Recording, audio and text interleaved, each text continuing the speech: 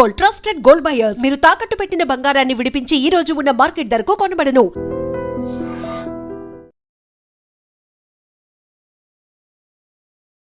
నమస్కారం, welcome to I dream. ధర్మ మార్గం విత్ విజిత కార్యక్రమానికి స్వాగతం.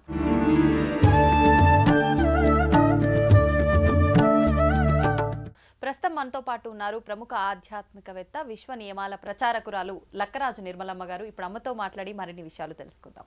అమ్మ నమస్తే. నమస్తే తల్లి. ఏమడుగుతావని భయంగా ఉంది. ఏందమ్మా ప్రతిసారి భయపెడుతున్నా నేను మిమ్మల్ని. విశ్వ నియమాల గురించి అడిగితే హ్యాపీ, అందుకే అడగదు. ఓకే, ఏమని అడుకో, నో ప్రాబ్లం. అమ్మ, శ్రావణ మాసం వచ్చిందంటే ఆడవాళ్ళందరికీ కూడా ఈ నెలంతా ఒక పండుగ వాతావరణం. చాలా చక్కగా రెడీ అవ్వడం దగ్గర నుంచి, పూజల దగ్గర నుంచి ప్రతి ఒక్కటి చాలా చక్కగా చేసుకుంటూ ఉంటాం కదా. అయితే ముఖ్యంగా శ్రావణ మాసంలో చేసుకునే ఒక వ్రతం ఏంటి అని అంటే వరలక్ష్మి వ్రతం. అవును. ఈ వరలక్ష్మి వ్రతం కూడా ఒక్కొక్కరు ఒక్క రకంగా చేస్తూ ఉంటారు. అసలు నిజంగా చేయాల్సిన విధానం ఏంటి, చేస్తున్న వాళ్ళు పాటించాల్సిన నియమాలు ఏమైనా ఉన్నాయా, అవన్నీ కూడా సవివరంగా వివరించండి. నేనేంది ప్రతిదాన్ని సైంటిఫిక్గా ఆలోచిస్తాను నాన్న. అయితే ఆషాఢంలో షాపింగ్, కేజీ చీరలు, ప్రతి ఆషాఢంలో బోలెడు చీరలు కొనిపెట్టుకుంటాం. మరి అవన్నీ కట్టుకోవడానికి బోలెడు తెచ్చేసి అందరికి పంచడం అలవాటు నాకు. ప్రతి ఆషాఢంలో బోలెడు పంచి పెట్టిర్రు. కూతుర్ని ఎట్లా మర్చిపోయినరు? కూతుర్లకు ఫస్ట్ ఇంపార్టెన్సే కూతుర్ల తర్వాతనే వేడేవాళ్ళు. అయితే ఇప్పుడు మా మహిళా మండలిలో 100 మంది ఉన్నారు, అందరు అమ్మాయిలే. నాకు వాళ్ళందరూ అంటారు, అమ్మ నీ చేత్తో బొట్టు పెట్టిస్తేనే తాంబూలం. అలా అలవాటు అయిపోయింది. గోరెంటాకు పెడతాను ప్రతి సంవత్సరం, అందరిని పిలిచి ఆడపిల్లలకు లాంఛనంగా స్వీట్ తినిపించి గోరెంటాకు పెట్టి పంపిస్తారు ప్రతి ఆషాఢంలో. ఆషాఢంలో 9 మంది అమ్మవార్లకి చీరలు పెట్టి అందరం బస్ వేసుకొని వెళ్తాం. వెళ్ళి అన్ని అమ్మవార్లకు చీరలు పెట్టి రావడం ఒకటి ఆచారంగా ఉంది.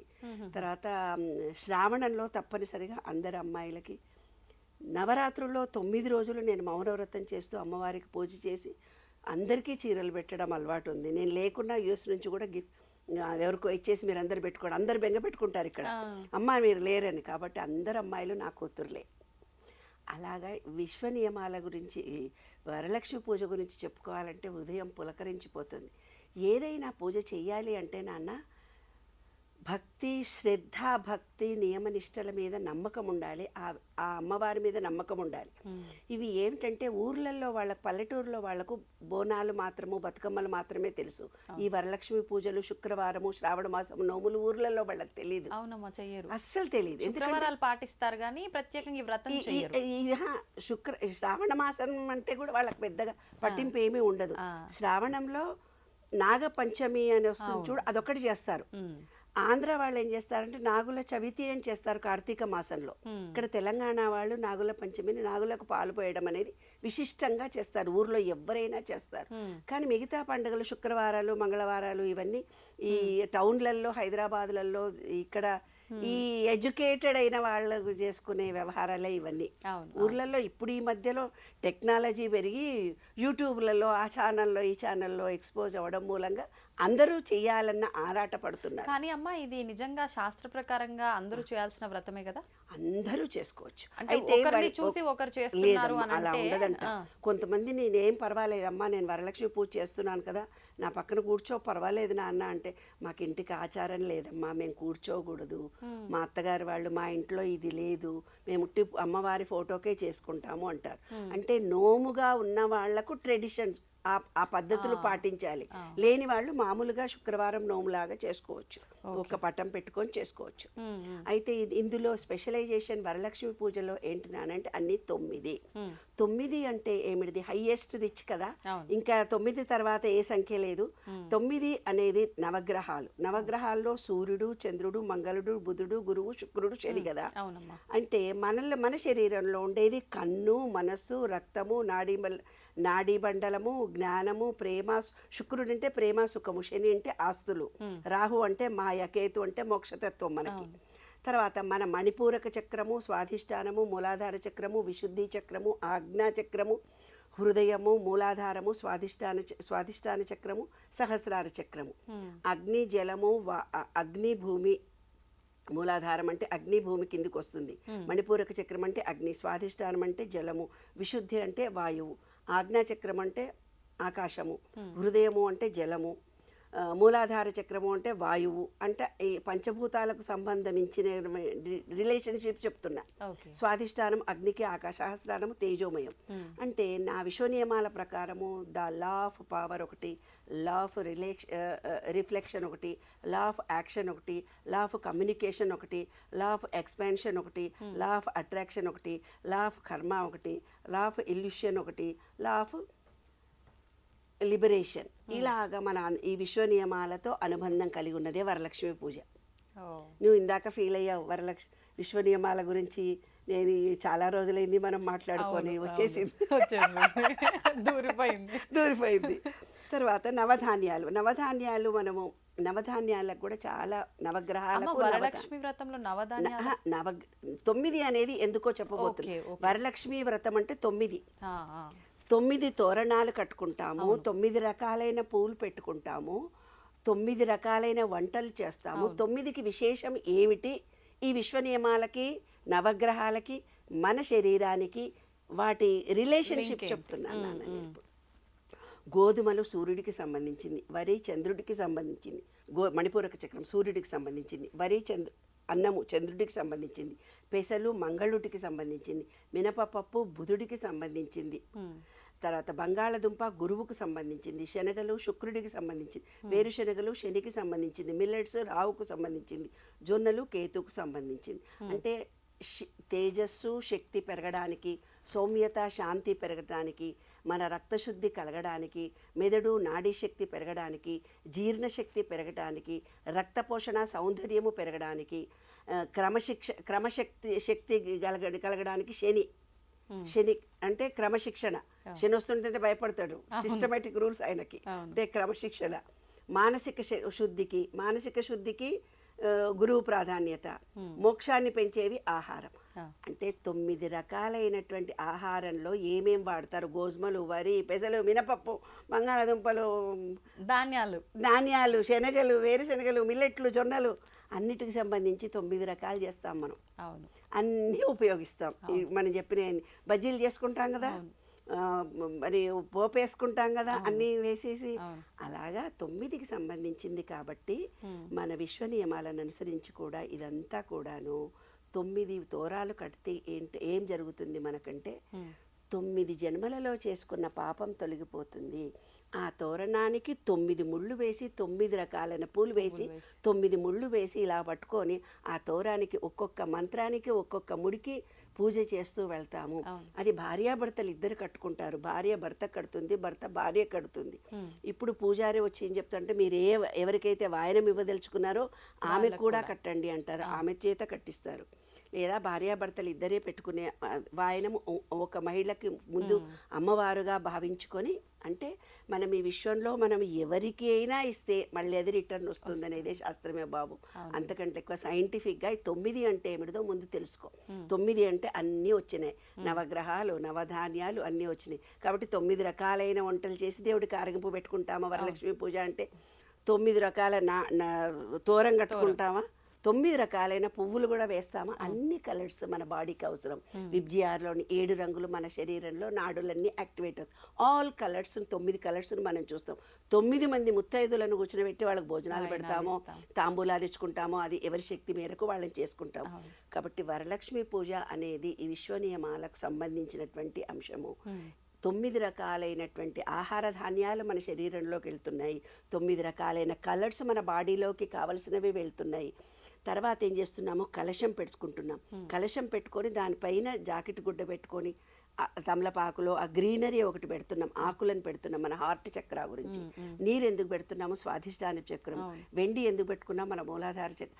ప్రతిదీ కూడా మన బాడీకి రిఫ్లెక్షన్ కలిగి మన బాడీలో సైంటిఫిక్గా యాక్టివేషన్ కలగడానికి, మన నాడులన్నీ యాక్టివేషన్ కలగడానికి, మన మూలాధార చక్రము, స్వాధిష్ట, మణిపూరకం, అనాహతము, విశుద్ధిలో ఉన్న బ్లాకేజెస్ అన్నీ పోవడానికి. ఇంకొకటి ఏంటంటే పీక్ పీరియడ్ సైంటిఫిక్గా వర్షాకాలం, పీక్ రైనీ సీజన్. ఆడవాళ్ళు ఆ రోజులు, ఈ రోజులంటే ఉద్యోగాలు చేస్తున్న ఇటు అటు తిరుగుతున్నారే బాబు. ఆ రోజుల్లో ఆడవాళ్ళంతా ఇంట్లోనే ఉండేవాళ్ళు.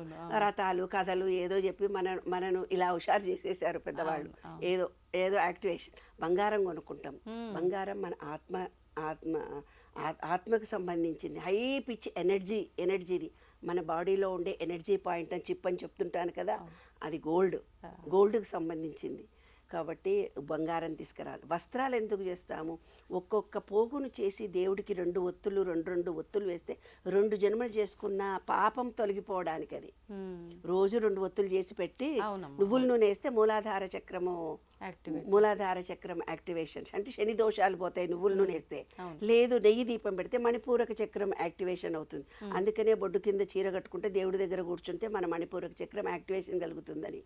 తర్వాత మన 2 కళ్ళతో ఆ 2 దీపాలను చూస్తే 2 కళ్ళకు కొంచెము ఎనర్జీ పెరుగుతుంది అన్నట్టు. సూర్యకిరణాలు తగిలించే లేదు కాబట్టి ఆవుని ఈ దీపంతో వచ్చినది కళ్ళకు కలిగి కళ్ళు తేజోవంతం అవుతాయి.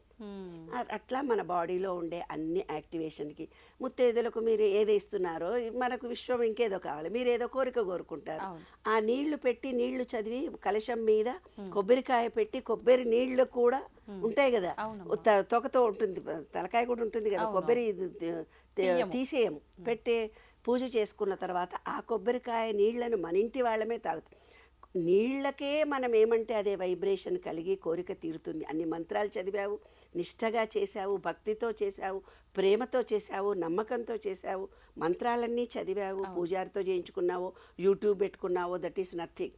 అక్కడైతే ఒక పవర్ఫుల్ ఎనర్జీని తయారు చేసావు కదా, ఆ ఎనర్జీ అంతా నీకు వస్తుంది. నువ్వు గిఫ్టులు అందరికి ఇస్తున్నావు, విశ్వంకి ఎన్నో ఇస్తున్నావు కాబట్టి నీ కోరిక ఫలించి. ఇప్పుడు అమ్మ వరలక్ష్మి వ్రతంలో కలశంలో పెట్టిన కొబ్బరికాయని ఏం చేయాలి? మనమే కొట్టుతాం. శనివారం 2వ రోజు శనివారం నాడు కొట్టి మన ఇంట్లో సభ్యులే ఆ నీళ్లు భగవంతుడి దగ్గర పచ్చడి చేయరు. దాన్ని పచ్చడి చేసుకున్నా కూడా ఇంట్లో వాళ్ళే తినాలి అనేది శాస్త్రం. ఆ కొబ్బరికాయ ఎవరికి ఇవ్వకూడదు. ఎందుకు? ఆ కొబ్బరి నీళ్ళనేవే మనం అనుకున్న మాట సక్సెస్ఫుల్గా కోరిక తీరుతుంది. ఆ నీళ్లు ఇంట్లోనే చల్లాలి, బయట చల్లకూడదు, చెట్లకే పోయండి, మీ ఇంట్లో వాళ్ళే వాడుకోండి అంటుంటారు. అందులో దాంట్లో కాయిన్ వేశారు, మనీ వేశారు. అంటే ఏ ఆర్థికమైన ఇబ్బందులు మాకు లేకుండా ఉండడానికి, నీళ్లు మా రిలేషన్షిప్ బాగా ఉండాలని కోరుకోవడము, బంగారం నివేదన చేసి అది కూడా మనకు ఫైనాన్షియల్గా అప్పుడప్పుడు చేసుకున్న కాసు బంగారం ఏదో కొనుక్కుంటాం కదా, అబ్బో మేము వరలక్ష్మి పూజ రోజు ఏదో, అది కూడా సేవింగే అంతే కదమ్మా. ఒక కారు కొనుక్కుంటే వాల్యూ ఉండదు, కానీ మన బంగారం కొనుక్కుంటే ఎప్పుడు వాల్యూ కదా. కాబట్టి ఇదంతా మన సైంటిఫిక్గా జరుగుతున్నటువంటి అంశం. ఆ రోజు ఇల్లు క్లీన్ చేసుకుంటాము, ఓపిక లేకున్నా కూడా చేసుకుంటాము, శుచి శుభ్రతతో స్వచ్ఛమైనటువంటి ఫుడ్ను మనం తింటాము. ఇవన్నీ కూడా శాస్త్రీయతతో కూడుకొని వరలక్ష్మి పూజ ఆషాఢంలో చీరలు కొందాము, వరలక్ష్మి పూజ చేసి ఎంజాయ్ చేద్దాం అంతే. మనం ఎక్కడ తగ్గేది లేదు. ఇంకోటి చల్ల నీళ్ళల్లో తిరుగుతూ ఉంటే మనకు వాతతత్వం పెరుగుతుంది వర్షాకాలంలో, అందుకని కాళ్ళకు పసుపు రాచుకుంటాం. పసుపు అనేది మేలు, కుంకుమ అనేది ఫీమేల్. అంటే స్త్రీలలో స్త్రీ శక్తి పురుష శక్తిని ఈక్వల్ చేసుకుంటున్నాం ఆ రోజు. అప్పుడు ఏమవుతుంది అంటే ఈ విశ్వ నియమాల ప్రకారము 12th లా నువ్వు ఫీల్ అయినావు కదా, విశ్వ నియమాలు కావాలని. 12వ లా ఏంటిదంటే law of gender. Law of gender అంటే ఏంది? స్త్రీ పురుష తత్వము. స్త్రీ పురుష తత్వము అంటే ఏంది? ఈ ప్రకృతి అంతా స్త్రీ పురుష శక్తితో ఉంది. ప్రకృతి విశ్వంలో ఉండే ఎనర్జీ అంటే స్త్రీ పురుషులతో కూడి ఉంది. దాన్నే మనకు అర్థమయ్యేటట్టు పూర్వీకులు శివుడు పార్వతి అర్ధనారీశ్వరిని చూపించారు. అంటే ప్రతి స్త్రీలోనూ ప్రతి పురుషుడిలోనూ స్త్రీత్వం ఉంటుంది, పురుషుడి తత్వం ఉంటుంది. ఏందే మొగరాయిలా అలా చేస్తున్నావు అంటే పురుషతత్వం వాళ్ళల్లో ఎక్కువ ఉంటుంది. కొందరు మొగాళ్లలో ఏమవుతుందంటే స్త్రీత్వం పురుషతత్వంలో పురుషుడితో పాటు స్త్రీతత్వం ఎక్కువ ఉంటుంది ఆయనకి. అప్పుడు ఇలాంటి పూజలు చేసినప్పుడు ఏమవుతుందంటే స్త్రీతత్వం పురుషతత్వం ఈక్వల్ అవుతుంది. మొగుడితోడు గొడవలు పడరు. అందులో రహస్యం కూడా ఇదే. భార్యాభర్తలు గొడవలు పడరు, ఎందుకంటే స్త్రీత్వం ఈ అమ్మాయిలో పెరిగింది. మొగుడితో కొట్లాడదు, ఏమ్మా దెబ్బలాడదు. అందరు ఏమంటారంటే మొగుడు కోసమనో ఇంకోడు కోసమో పూజలు చేయాలని ఏవో మాటలు చెప్పారు, కానీ అది కాదు. పురుష శక్తి స్త్రీ శక్తిని ఈక్వల్ చేయడానికి చేసే పూజ ఇదంతా. అప్పుడు మనలో మనం అన్ని బ్యాలెన్స్. ఇంకోటి కాదు, ఓన్లీ వరలక్ష్మి అంటే ఏంది? అన్ని లక్ష్ములు కావాలి. పిల్లలు సంతాన లక్ష్మి కావాలి, విజయలక్ష్మి కావాలి, ధైర్యలక్ష్మి కావాలి, ప్రతి లక్ష్మి మనకు, ఆరోగ్యలక్ష్మి మెయిన్ కావాలి, ఫైనాన్స్ కావాలి. కాబట్టి అన్నిటినీ కలిపి వచ్చేది నవనిధ భక్తి, ప్రేమతో చేస్తాం. అందుకే నవరాత్రులు, నవధాన్యాలు, నవనాడులు ఈ సృష్టిలో 9 చాలా ముఖ్యమైనది. కాబట్టి పౌర్ణమికి ముందు రోజే ఈ వరలక్ష్మి పూజ చేస్తాం నాన్న. అదొక విశేషమైనది. పౌర్ణమి అంటే నిండు మనసు చాలా పవిత్రంగా ఉంటుంది మనకి. అయితే మేమేం చేసుకునే వాళ్ళం అంటే కొన్ని ఏవో ఆటంకాలు వచ్చినప్పుడు శుక్రవారం పౌర్ణమి రాఖీ పూర్ణిమ వచ్చినప్పుడు వరలక్ష్మి పూజ పొద్దున్న చేసేసుకొని రాఖీ పూర్ణిమ ఆ రోజు అన్నదమ్ములను పిలుచుకొని ఆ రోజే రాఖీలు కట్టి అందరికి భోజనాలు పెట్టుకునేవాళ్ళు. అంటే కొందరికి ఇది ఆచారంగా ఉండదు, శుక్రవారం ముందుదే చెయ్యాలి అని, వీలు కాకపోతే దసరా రోజు ఎప్పుడో చెయ్యాలని, అంటే వాళ్ళ వాళ్ళ ట్రెడిషన్ నమ్మకాలను బట్టి ఏ రోజైనా చేసుకోవచ్చు. ఎప్పుడు చేసుకున్నా తప్పులేదు. అన్ని రకాలైన వంటలు చేసి మన అందరం పంచుకొని తినడం ఇంకా బాగుంటుంది. రోజు పిజ్జాలు బర్గర్లు తిని ఆ రోజు బొబ్బట్లు బూరెలు తినండి అమ్మాయిలు. సాంప్రదాయమైన వంటలు రుచి చూడండి ఒక్క రోజు అన్న. అది సంతోషం అమ్మ, చాలా చక్కటి వివరణ ఇచ్చారు. ధన్యవాదాలు. వస్తే తవ్వండి, తవ్వుతూనే శివలింగం సరే దాన్ని అట్లా కప్పేసేయండి, చూపించదండి. Krishna is there. మూర్తి పూజ కాదు, సాక్షాత్ బ్రజేంద్ర నందన భగవాన్ ఉన్నారు మూర్తులు. ఏమీ ఆశించకుండా ఆరాధించే వాళ్ళు కూడా ఉన్నారా ప్రభుజీ? నిజమైన భక్తి అంటే మనకు తెలియదు కాబట్టి